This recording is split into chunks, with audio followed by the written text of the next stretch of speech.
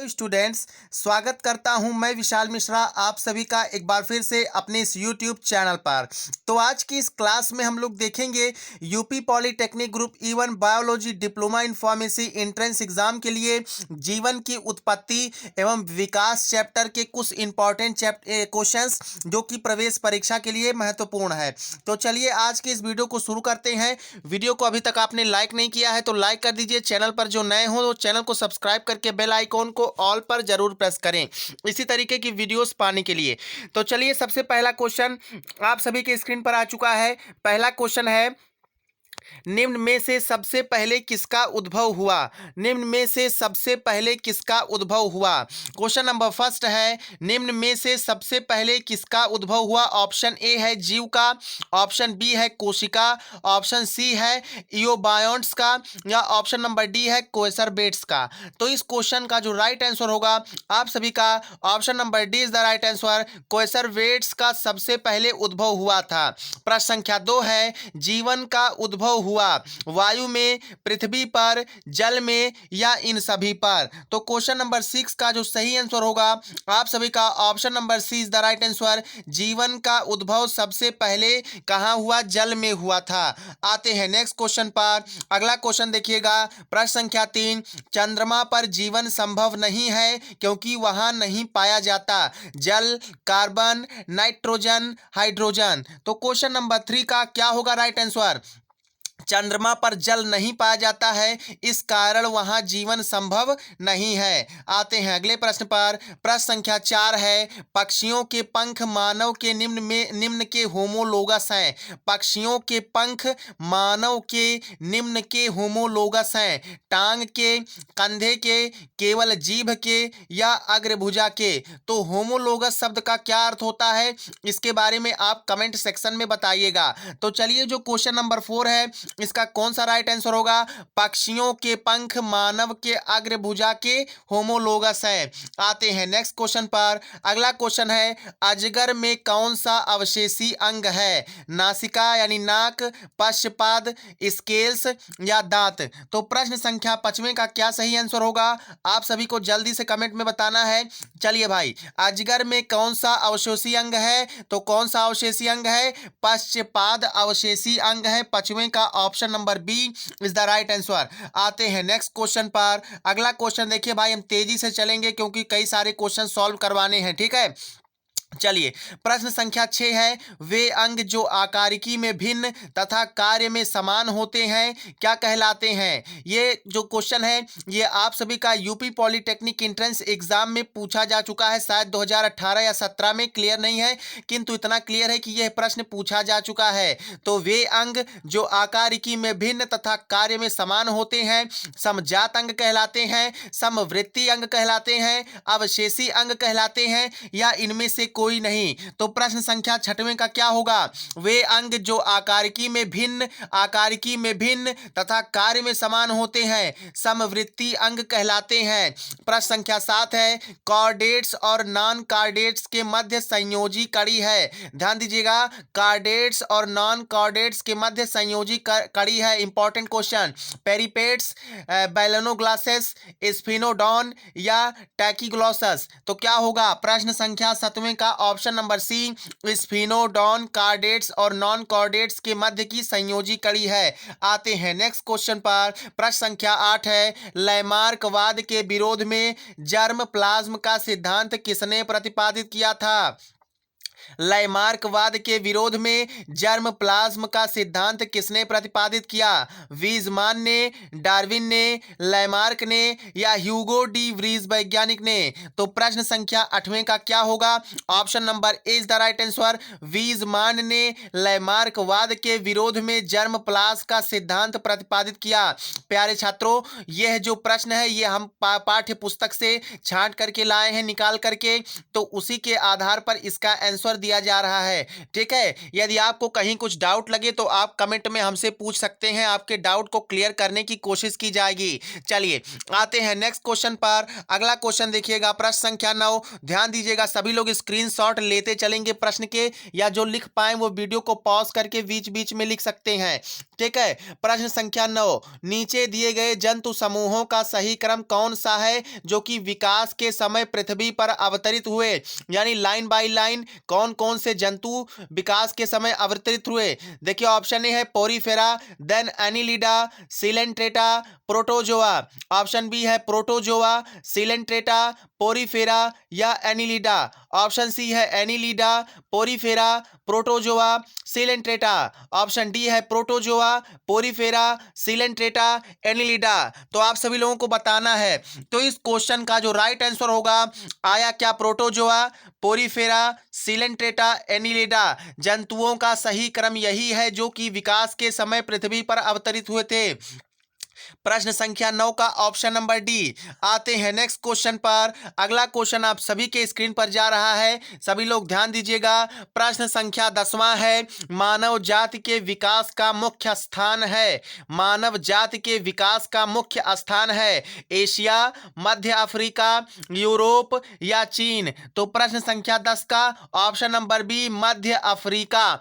प्रश्न संख्या 11 पर आ गए हैं, डुबोइस ने पहले मानव जीवाश्म प्राप्त किए थे अफ्रीका में, चीन या भारत में शिवालिक पहाड़ियां या जावा में सोलो नदी के किनारे। तो इस क्वेश्चन का 11वें का ऑप्शन नंबर डी, जावा में सोलो नदी के किनारे डुबोइस ने पहले मानव जीवाश्म प्राप्त किए थे।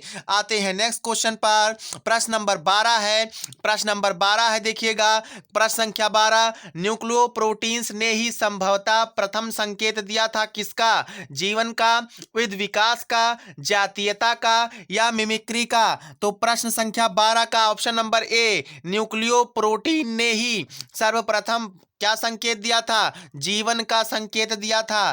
प्रश्न संख्या 13 पर, आजीवन की उत्पत्ति का आधुनिक सिद्धांत है। जीवन की उत्पत्ति का आधुनिकतम सिद्धांत है जीवोत्पत्तिवाद या बायोजेनेसिस थ्योरी या अबायोजेनेसिस अजीवोत्पाद या फिर दैवीय शक्तिवाद डिवाइन पावर थ्योरी या फिर रासायनिक उद्विकासवाद केमिकल इवोल्यूशन। क्वेश्चन नंबर 13 का राइट आंसर क्या होगा?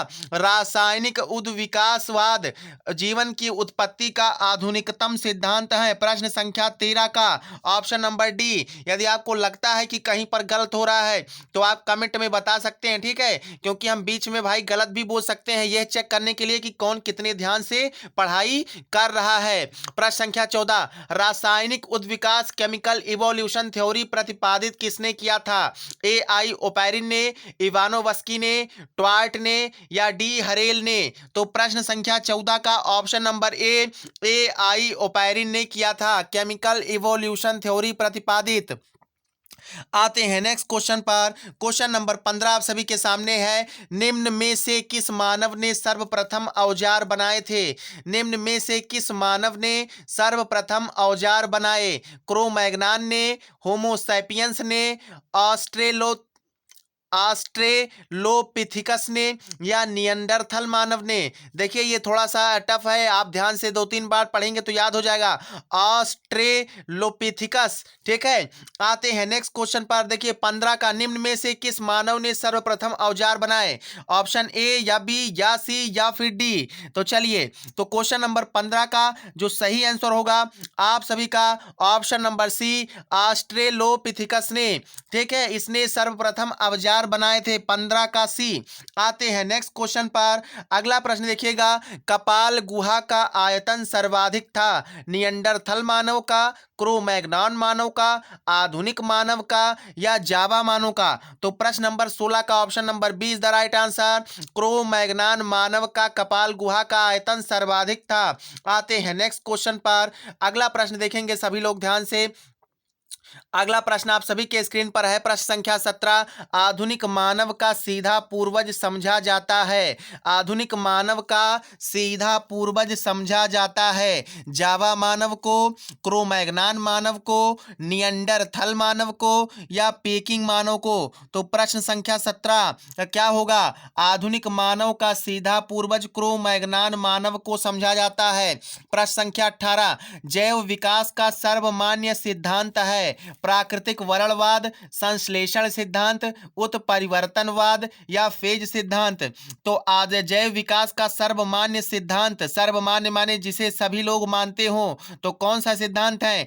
ए, बी, सी या फिर डी? तो 18 का जो सही आंसर होगा आप सभी का ऑप्शन नंबर सी, उत्परिवर्तनवाद, म्यूटेशन थ्योरी। आते हैं नेक्स्ट क्वेश्चन पर। प्रश्न संख्या 19 आपके स्क्रीन पर है।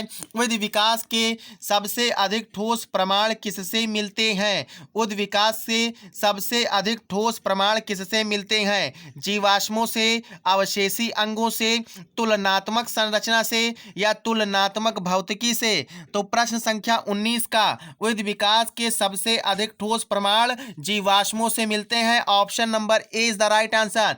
आते हैं नेक्स्ट क्वेश्चन पर। अगला क्वेश्चन देखिएगा, इनमें से कौन सी रचना मानव में अवशेषी नहीं है? इनमें से कौन सी रचना मानव ने अवशोषी नहीं है? निमेशक पटल या एपिग्लॉटिस या वर्मी फॉर्म अपेंडिक्स या कर्ण पेशियां। तो क्या होगा? प्रश्न संख्या 20 का ऑप्शन नंबर बी, एपिग्लॉटिस अवशेषी अंग नहीं है मानव की।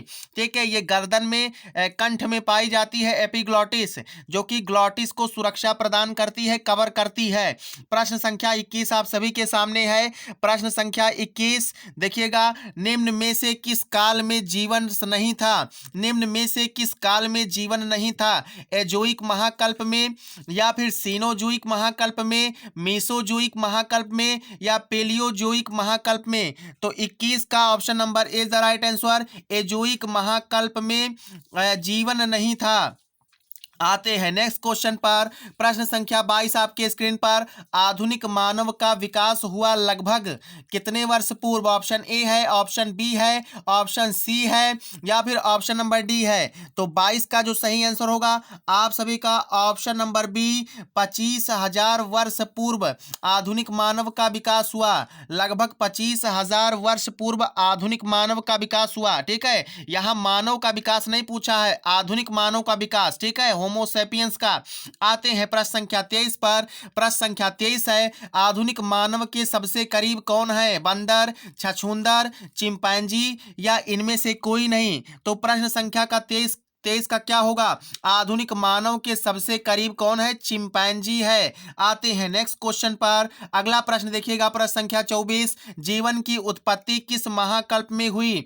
प्री कैम्बियन में, प्रोटीरोजोइक में, मेसोजोइक में या सीनोजोइक में? तो प्रश्न संख्या 24 का जीवन की उत्पत्ति प्री कैम्बियन महाकल्प में हुई थी। जीवन की उत्पत्ति प्री कैम्बियन महाकल्प में। आते हैं प्रश्न संख्या किस पर? प्रश्न संख्या 25 पर, कीट एवं चमगादड़ के पंख प्रदर्शित करते हैं समजातता, समरूपता, पूर्ववजता या संयोजक कड़ी। तो प्रश्न संख्या 25 का क्या होगा? Option number B is the right answer. कीट एवं चमगादड़ के जो पंख होते हैं वो समरूपता प्रदर्शित करते हैं। प्रिय विद्यार्थियों, आज की इस क्लास में इतना ही। नेटवर्क प्रॉब्लम की वजह से क्लास को यहीं पर स्थगित किया जा रहा है। अगली क्लास में आपको इससे भी ज्यादा क्वेश्चंस दिए जाएंगे। आज जो प्रश्न बताए गए हैं उनको आपको याद कर लेना है, एक बार वीडियो फिर से देख लेना है। ठीक है, क्योंकि ये क्वेश्चन विकास वगैरह यही सब एग्जाम में पूछे जाते हैं, लगभग कोशिका सिद्धांत उद्धांत से। ठीक है, तो चलिए मिलते हैं नेक्स्ट वीडियो में। जय हिंद, जय भारत।